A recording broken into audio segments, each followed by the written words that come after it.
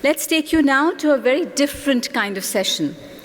This features a series of personal stories of ordinary heroes who have created their own disruptions through their extraordinary deeds. This series will run in 3 sections. The first one is now, the second will be after lunch, and the third one later in the afternoon. Let me introduce you now to the host of these sessions, himself a very inspiring person, Mr. Rajiv Vij, Life and Executive Coach at Personal Alchemy. Rajiv, if I could invite you up on stage, please.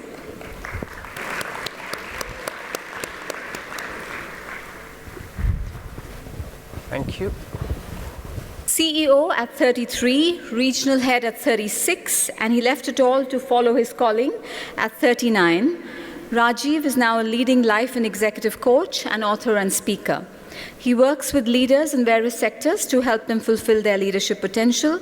His clients include Fortune 500 companies, large Indian organizations, and social sector institutions. He has recently authored a book called Discovering Your Sweet Spot, which captures his views on the path of personal mastery and transformation. In a former avatar, he was a managing director at Franklin Templeton Investments. Rajiv, over to you. Many thanks, Vinika, for that kind introduction. Really appreciate it. And it's a real pleasure to be here today. And I'm sure we'll all agree what a wonderful conference this is turning out to be.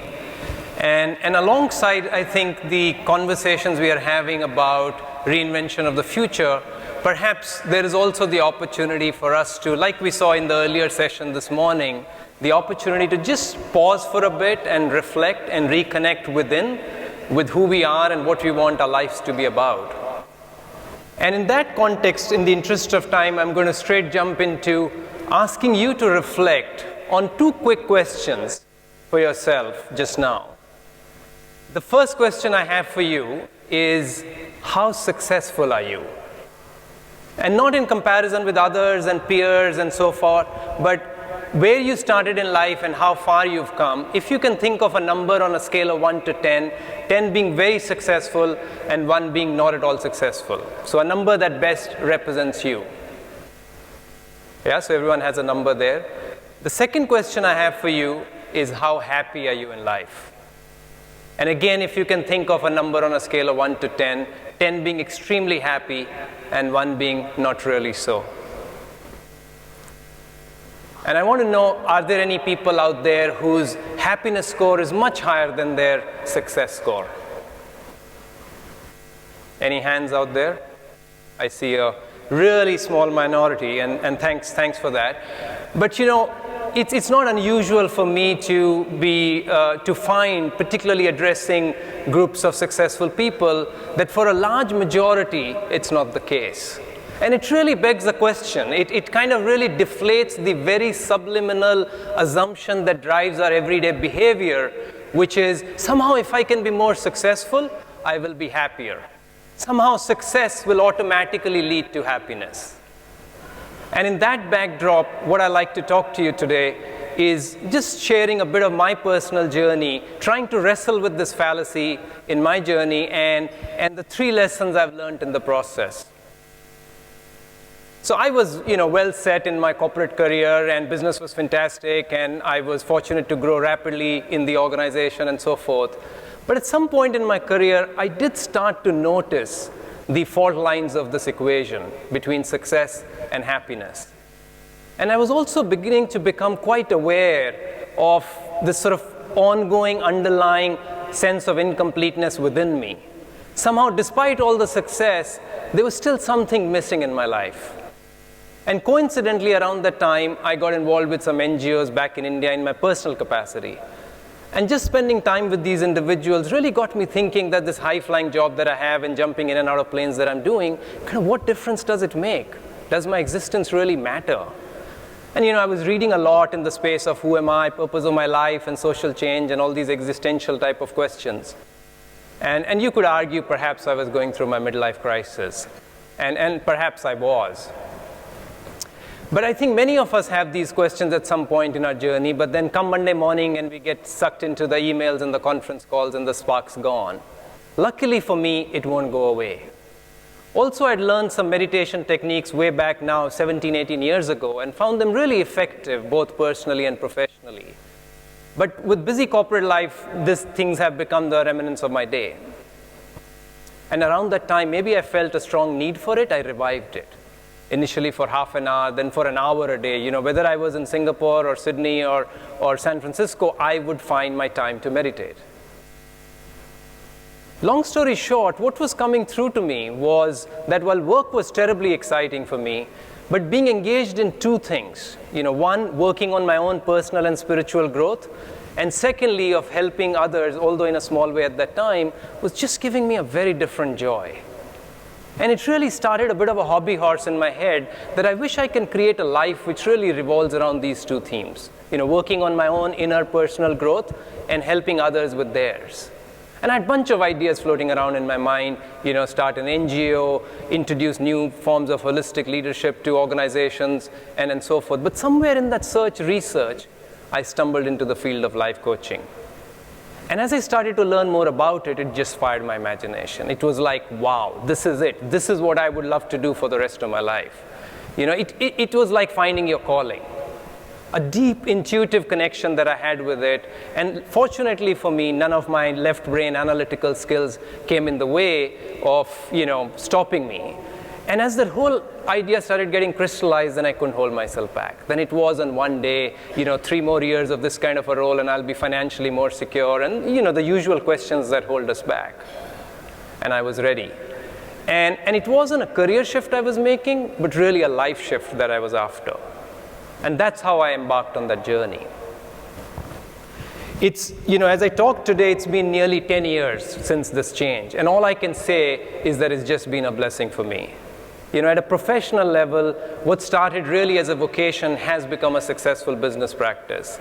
But more importantly, the people I work or I have the privilege of working with, when they experience significant positive change in their professional or personal lives, there's nothing more rewarding than that for me. I also get to do a lot of voluntary work coaching leaders of the social sector, and that's always inspiring and fulfilling. And at the personal level, I think I've been very disciplined about trying to live the life that I really wanted to create in the first place. So while coaching is my center of plate passion, but I still restrict it to only a certain number of hours in a day. And that gives me time to, meditate and exercise every day, a lot of time with the family, I read a lot. I've been writing a blog. As Vinika mentioned, just got my first book published. So I have a much simpler day now, but one that I find much greater happiness and meaning in. And through this journey, I've learned a number of lessons, including about myself. But there are 3 lessons that I'll particularly like to share with you today. The first lesson is that when we talk about happiness, it is important to recognize that the change is within us. Very often we tend to externalize our challenges.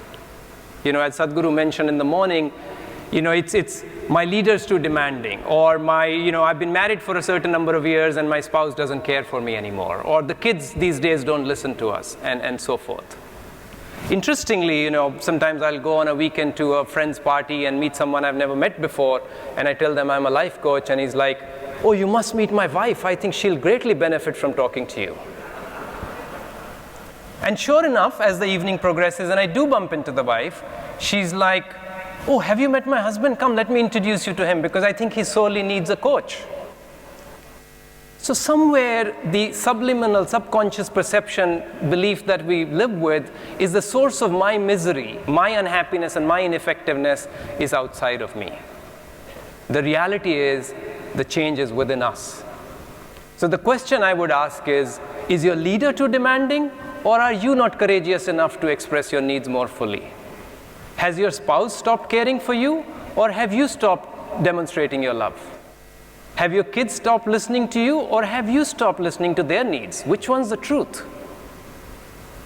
The good news is that as we start to look within and start to make the necessary changes, irrespective of the people and the circumstances around us, we start to experience a new reality. And it's not about shifting the blame or compromising. It's really the difference between, for example, looking out of the second floor of Marina Bay Sands and the 52nd floor. The scenery by itself outside is the same, but we have a very different perspective. The second lesson I've learned is that for deeper happiness, we need to strengthen our levels of self-awareness. Because unless we have a deeper understanding of ourselves, we get easily influenced by what's popular around us. And this self-awareness needs to be at all levels of our being. At the physical level, understanding our physical habits, where we tend to spend time, how do we prioritize, and so on. At the emotional level, how do we relate with others? What makes us happy and sad and anxious, and why? At the mental level, really examining our conditioned beliefs, our recurring thought patterns, our biases, our perceptions. And at the spiritual level, really understanding our spiritual identity. Who are we at the very core of our being? Now, this surely requires switching off from time to time from our 24/7 lives and creating some structured time for reflection. Personally, I found meditation to be greatly valuable in this regard. Now, like we need exercise for our physical health, we do need a reflective practice for our emotional and mental well-being. Because through a reflective practice, we really get to get in touch with our recurring, and particularly delimiting beliefs and mental and emotional patterns. That's how we get to learn about our tendency for perfectionism, for our judgmental nature, our greed, our envy, our insecurities. And only then can we begin the work of reforming our inner selves and building instead courage and compassion and authenticity and wholesomeness and mindfulness. Reflection also shows us how frequently we tend to put our present happiness on hold, making it contingent on some future event, like when I get promoted, or when I'm more successful, when I'll have more money, and so forth. But as we connect deep within, we begin to recognize that we need to learn to be happy in the now, irrespective of the perceived imperfections of our everyday life.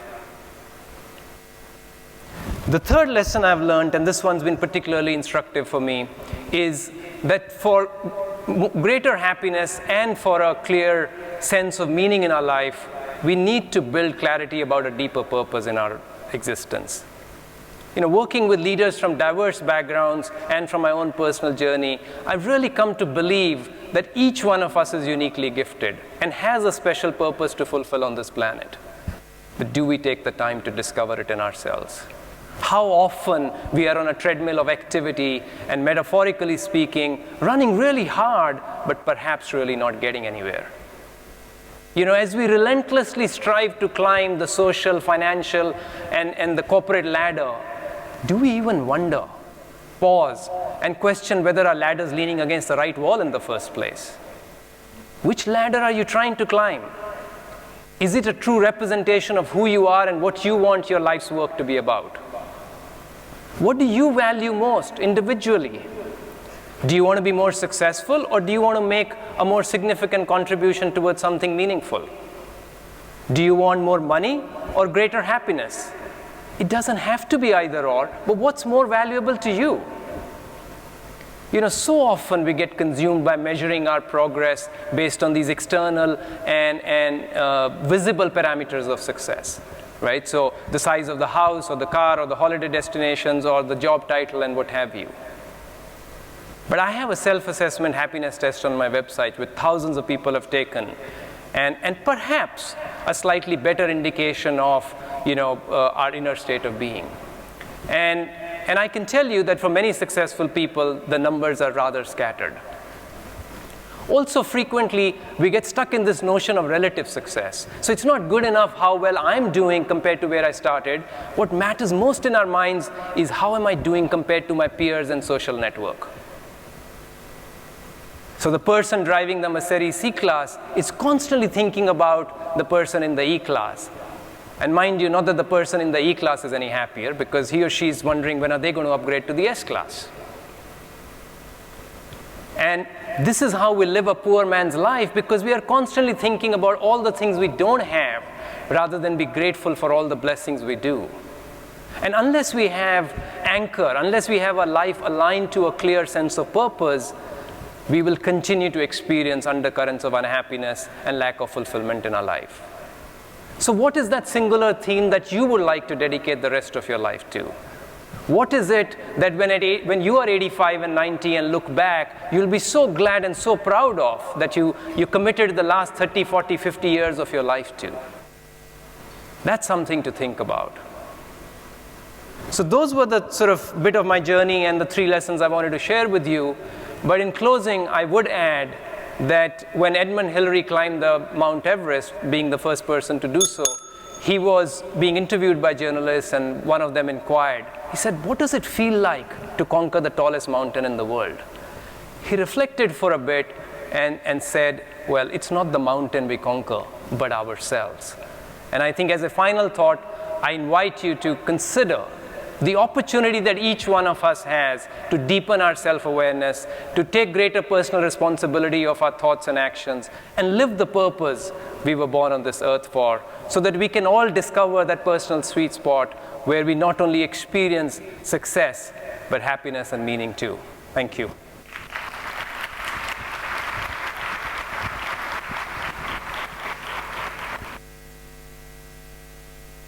Gupta? Who are we doing first? Hello?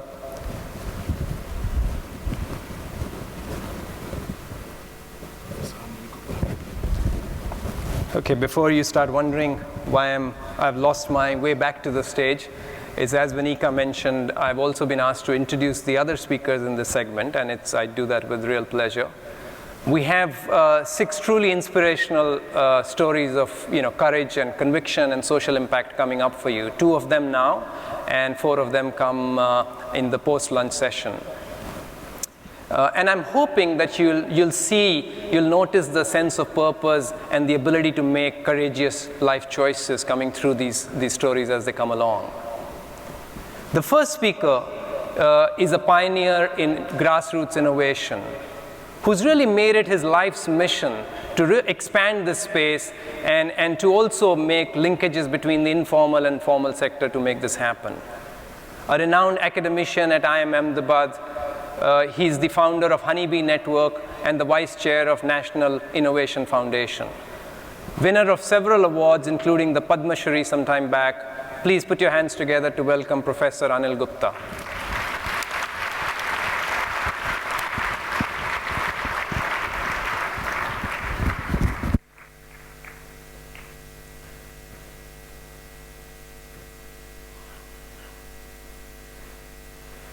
Namaskar. I will summarize the journey of last 26 years in less than 10 or 15 minutes.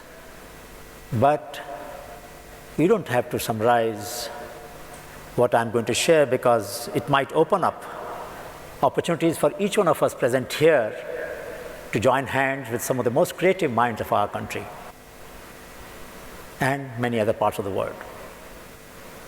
And why are these important? They are important because they give us access to an unbounded limit, the power of empathy. Now, empathy is not really a right word. In Hindi, Sanskrit, Gujarati, and many other languages, we have a beautiful word called as samvedana. Sam means equal, vedana means pain. When I experience somebody else's pain as intensely as he or she feels it, it doesn't remain that person's pain, it becomes my pain. And when Sajanshilta, the creativity, the innovation, sprouts from that samvedana, it becomes, for want of a better word, empathetic innovation. Majority of the innovations at the grassroots level are born out of samvedana. And in fact, we are all capable of samvedana. The most evocative moments of our life, if we cherish their memories, it is because we had at that moment deep samvedana. And this samvedana essentially boils down to some very fundamental question that I think we should reflect today. We have 900 million mobile phones, all of us in our country, not even 90 devices which we can attach to them to improve the quality of life, and for that matter, not even 9. We have a large number of students passing out from our country, about 1 million. All of them, many of you are engineers. before you became graduate. And you did a project in your final year. Did you track what happened to that? We have tracked. At techpedia.sashi.org, we have 190,000, around 200,000 enduring projects pooled from the life experiences of about 500,000 to 600,000 students, because we don't want any student of our country to do what has been done before. Once you raise the originality quotient, the innovation quotient will go up. 1 million students and not even 1,000 products coming out of that, how can it be possible? So that was the question which bothered us. And that's how the platform was born, and all of you, each one of you, can be a mentor there. We have partnership of technology and business between the ecosystem that we have generated between formal and informal science, and I will describe to you how this partnership has happened and can happen further. In fact, every year, thanks to the last 3 presidents, and the current president of our country is extremely enthusiastic supporter of innovation. So we have what we call, and what he calls as a festival of innovation at President of India's house every year. This year we had March 12 to 18. Next year, mark this date, 4th to 10th March, where we celebrate, our president celebrates the creativity at grassroots. So much so that 3 years ago he started what is called an Innovation Scholar in Residence program apart from writers and artists, and 10 innovators stay as personal guests of our president at Rashtrapati Bhavan. I don't think any head of the state anywhere in the world gives as much attention and respect to the creative people at the grassroots level as our president has done. So what am I trying to say? I'm saying don't look at innovations only for their artifactual value.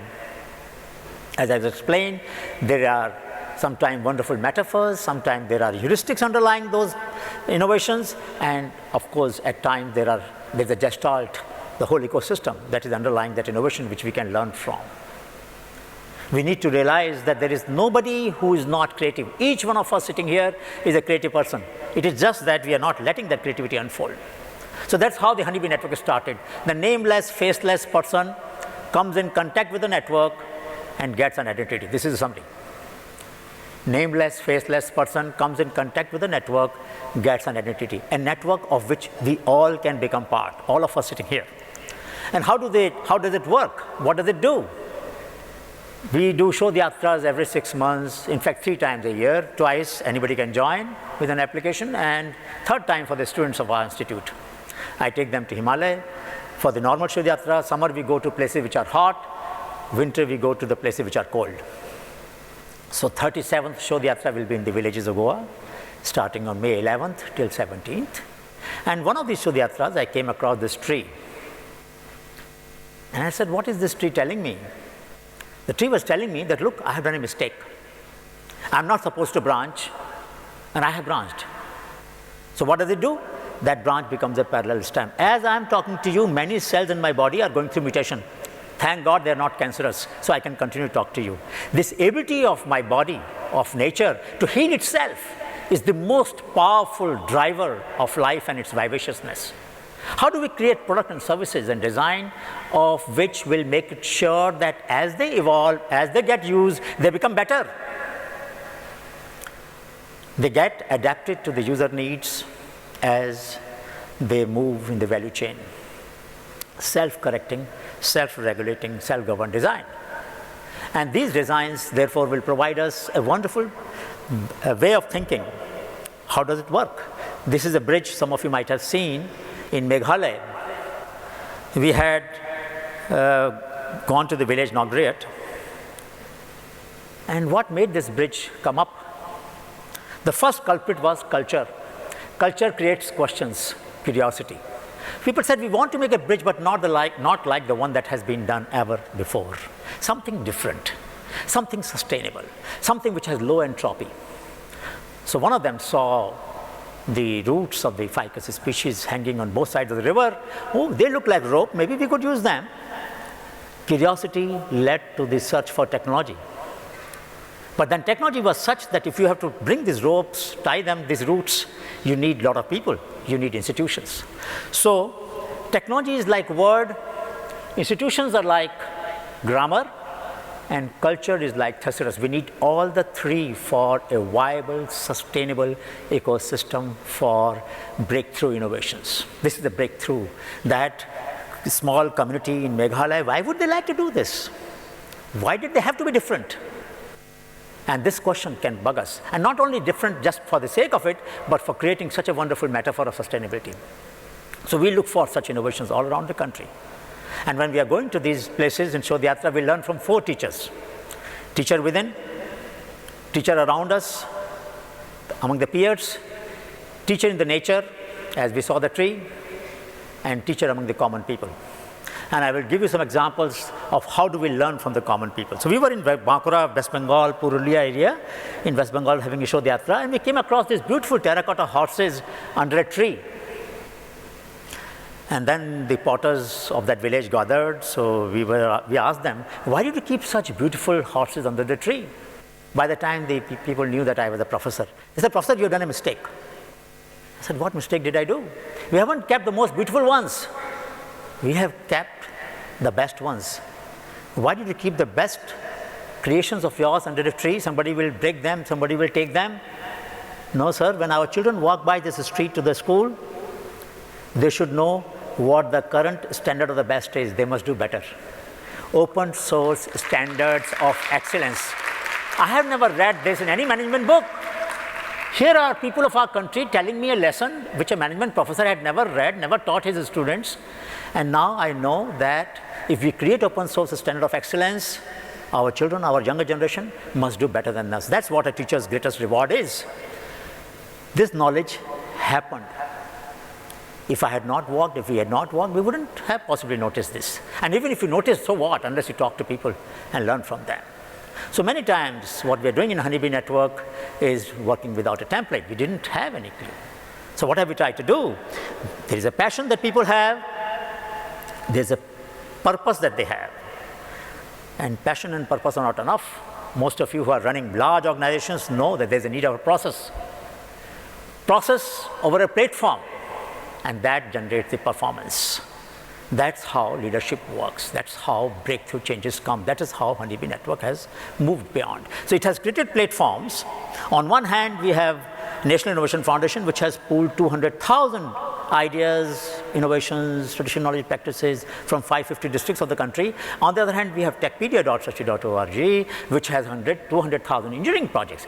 What Techpedia did was in the last 5 years. What NIF did was in 26 years. Over the last 26 years. And all of these innovations are giving us a powerful message that if people in the formal sector, like all of you, need to learn from the grassroots innovation, then there is an innovation playground which I want to leave with you. This innovation playground has 2 dimensions. Inside out, that means, do I want to share something that I know with outsiders? Outside in, do I want to learn something from outsiders? Before I tell you why this matrix has evolved, once we were in Shodh Yatra in Ladakh, 2 of the students who came to see me in the morning were reminding me, and some of them, as always happens, walked very fast. So, the ones who were left behind didn't like it, I didn't like it. So in the evening, they saw that I was not very happy with their action. So one of them got up and said, sir, I learned something. I said, what did you learn today? I was the one of the first who reached the peak. And I realized that if you're on the top and you have no one to share, you're not there. You need to have someone to share. Now, what do I share when I share my knowledge with outsiders? So inside out, you can have high or low. Outside in, you can have high or low. The one who are both low are ostrich. The one who are very low in sharing with their knowledge but want to learn from everybody, most of the crowdsourcing platform are like that. They are sponges. They want to take a lot of knowledge from outside. Some, like Tesla, who want to share their patents with everybody but don't want to really learn much because they don't have to. They are leaders. They are pollinators. And the cell, which is most important to me, the one who want to share what they know and they want to learn from everybody, is called DB. Dil bada, dimag bada. You have a big heart and a big mind. So let me just give you a few examples very quickly, and these examples will tell you how can knowledge happen. This is the idea of a class 10 student, class in 10 and 11. We give award to children. They said if anybody is standing on the steps, and you know how buses run in our country, the bus will not move. Very simple. You have a sensor on the step, any obstruction, the bus will not start. Someone else said, no, we can go a step further. Look at this. Shalini from Patna thought of an idea. My wife Sadhana uses a walker. I had never thought about it. It never occurred to me, though I am very empathetic. I love her a lot, but it didn't come to my mind what this she thought when she was in class 8. If you're a walker and if you want to use on a step, it should be flexible. So our team at NI have got it made. It has licensed to a company. She is one of the youngest entrepreneurs to have got few lakh rupees of license fee, and every time this piece is sold, she gets a royalty. And this is a universal design. UNICEF invited this design at Copenhagen because they thought that this was a great idea.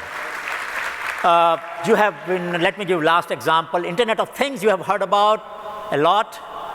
How about Internet of Thoughts? Internet of Feelings, Internet of Being. So this girl gave an idea which spurred this thought in my mind. She said, my pets, when they're under stress, I should get a signal.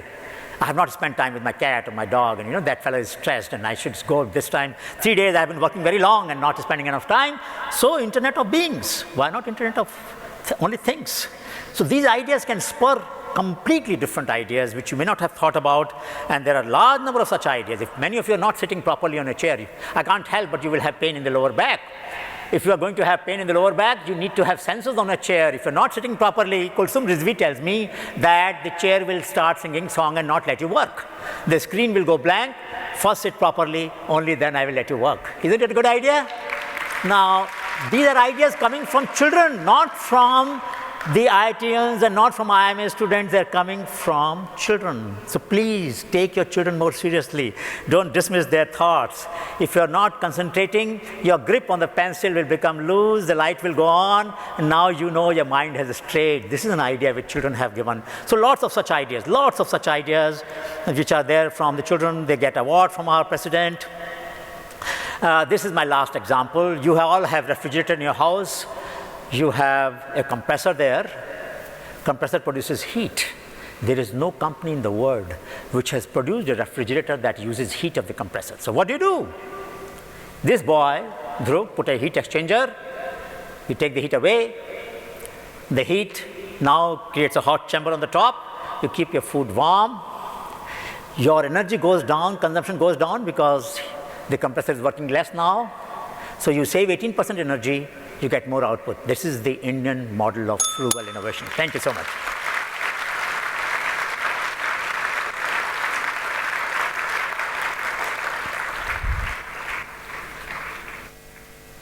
That was amazing, Professor Gupta. Our next speaker is a wonderful. Which mic's on? This one's on. Our next speaker is a wonderful person who's a developmental pediatrician who's committed her life to working with children with disabilities and their families. Trained at the Boston Children's Hospital, she founded Umeed Child Development Center about 15 years ago in Mumbai. And she's an expert in the area and an advisor on child development and disabilities to the Government of India, WHO, and UNICEF. Please welcome Vibha Krishnamurthy.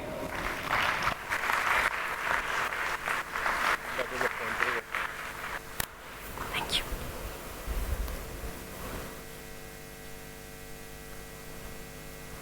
Okay, 15 minutes to tell the story of my life. And I was told, make sure it inspires everyone and changes their life. No pressure. So I'll try.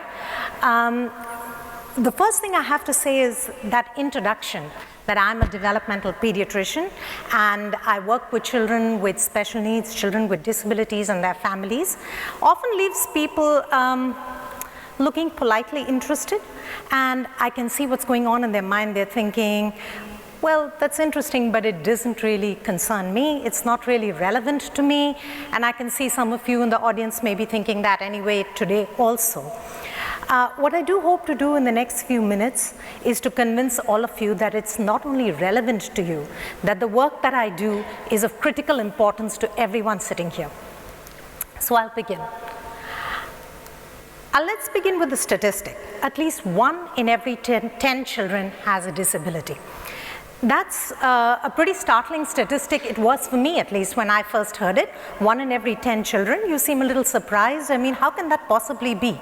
It couldn't really be 1 in every 10 children, because if that was the case, I'd be seeing more kids with disabilities, wouldn't I? But the operative word there is see. Because when you're thinking of disability, you're thinking of things that you can see. Like this young man, who's my patient. When Tanay's parents first came to see me, Tanay was just 2 days old. He has Down syndrome. His parents knew that when he's born with an extra chromosome, the chances are that he's going to be late in his speech, he's going to be late to walk and talk, and that his developmental potential may be challenged because of his genetic condition. And so when you think of disability, you think of a child with Down syndrome, you think of a person with a hearing aid, you think of someone in a wheelchair, but that's really not the end of it. Think of all the kids out there who are struggling to speak. The child in the classroom who's struggling to pay attention. The kid with dyslexia who's not able to write. The child with autism who looks like anybody else, but is struggling to make social connections with people. That's also the realm of disability that I'm talking about. And then let's look at this little guy. This little guy's name is Prakash. I took this photograph when I was actually traveling in Rajasthan, and I walked into a village and all the little girls came out, because the girls don't go to school. The little girls came out carrying the little infant siblings with them. And this little girl was 12 years old. Her brother's name was Prakash. And I looked at Prakash, who's about 10 months old, and I knew that he's going to have a developmental disability. I know that he's going to have a developmental delay. How do I know that? I know that because 1 in 2 kids in India is going to be malnourished. We know that already. That's a real statistic in our country. 48% of children under the age of 5 are malnourished. The other statistic I know for sure is that children with anemia under the age of 3 is 75%. So 75% of the kids under the age of 3 are anemic. Both anemia and malnutrition change your IQ.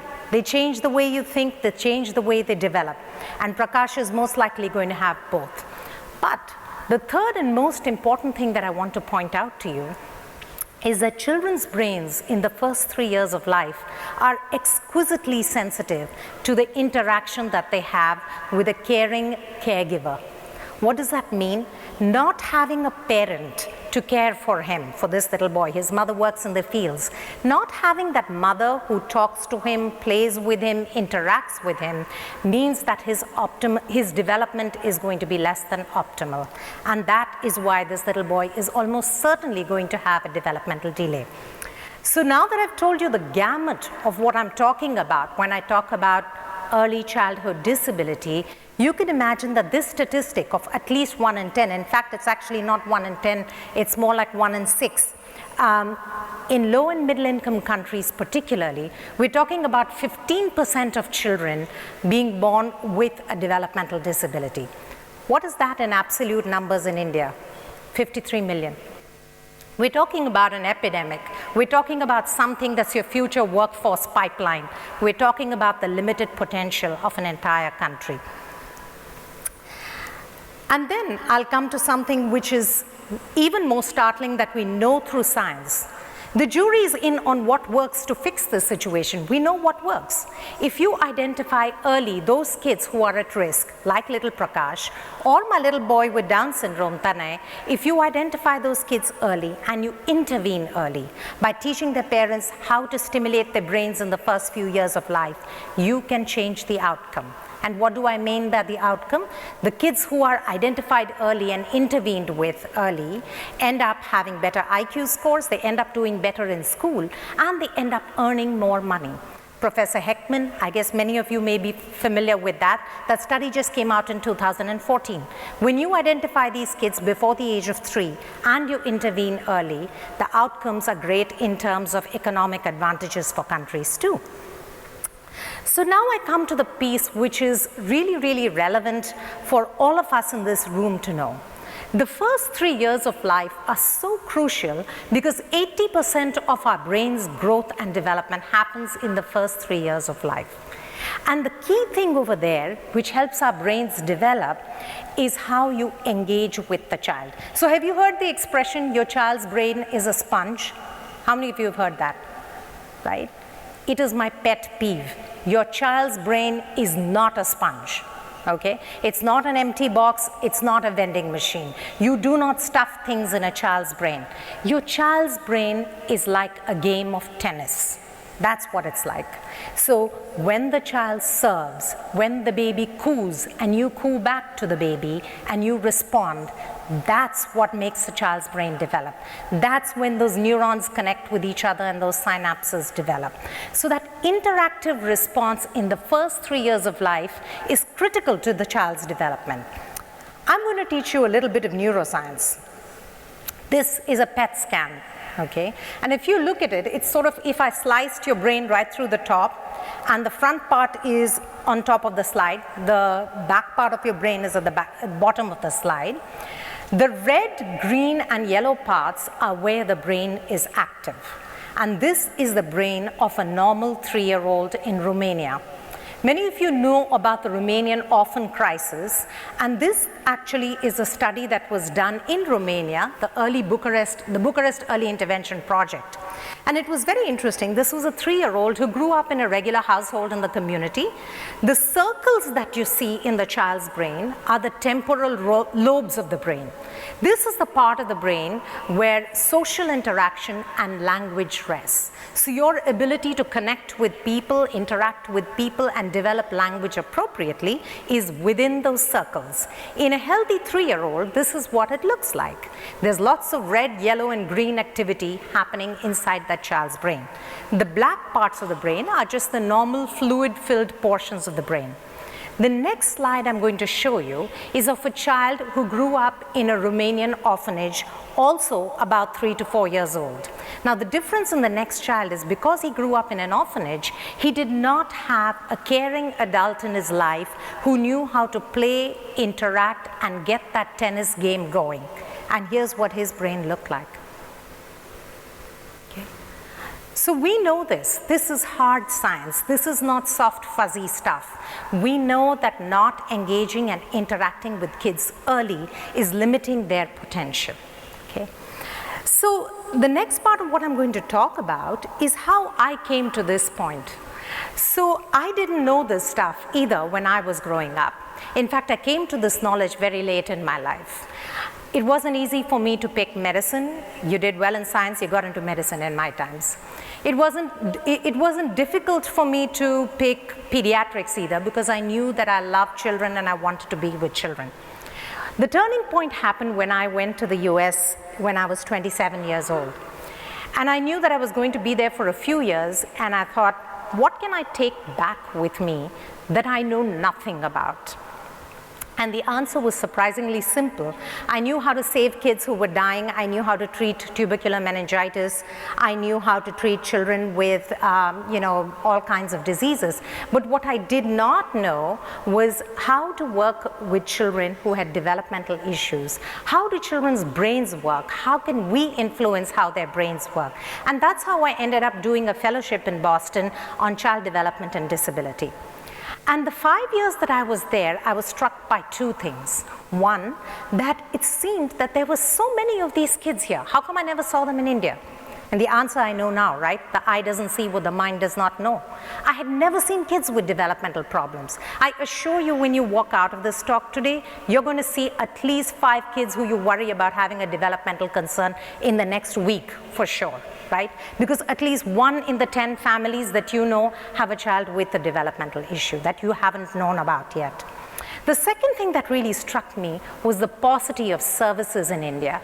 In the best of the metros that I had worked, in Delhi, Bombay, I had never come across the kind of services that I was seeing. So it was clear that when I came back, what I wanted to do was to start a center. So that's where my journey with Ummeed began. Ummeed means hope, and that's what I wanted for kids with disabilities in India. It was very important for me to have a team that philosophically believed in what I believed in, that families are the stronghold for every child where the action happens. That family-centered care is how we can address the needs of children. Secondly, that all families have strengths. The poorest of the poor families want the best for their children. They want the kids to go to an English medium school. They want them to work in an office, right? And if they were empowered with the knowledge that they can change their child's brain, they would do that. And lastly, this had to be care for all, not just those who can afford it. So we started with 4 of us under one roof, seeing about 4 patients a day. And we've come a long way since then. We see about 7,000 patient visits a year at Umeed, and we are 62 of us working together. But what was interesting was, even though we were reaching out to kids like this one, the previous kid that you saw, the one with Down syndrome, what I could not reach out to was this child. So the child you see here is a photograph that I took right outside Umeed.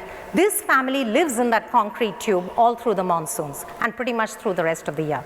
How do I reach out to kids like that? I can reach out to the child with Down syndrome whose parents are educated, whose parents know how to access our center. But how do I reach out to kids like that? And therein came the idea that in order to reach out to the population that's most vulnerable, you need to reach out to people who have access to them. And that for me was parents, community health workers, teachers, doctors, anybody who would care to be trained. So that's when our whole capacity building program began. In 2008, with funding from USAID, we began our first program for community health workers. And we taught them how to promote child development, make parents aware of how important it is, identify kids with disabilities early, and teach parents how to work with them. Through that, again, we've come a long way. We do multiple trainings, and this year we begin our training center in September, which will cater to all these audiences. The journey is far from over because basically, while we have trainings that exist, part of the problem is that not everybody is banging on our doors to get trained in working with children with disability. Not everybody knows that this is a need, and therefore it's not a demand yet. So our journey to build awareness and advocacy for children with disabilities and at risk continues. During the journey, I heard Professor Gupta say that if it's lonely on the top, you're doing something wrong. And I truly believe that's true, because I've never ever felt lonely on the top. I've had a wonderful team who's been with me right through. That's my senior management team at the Christmas party. And one thing I do know, that whenever they're there, this is how I feel. I wake up every morning determined both to change the world and to have one hell of a good time. And sometimes that makes planning the day difficult. Thank you.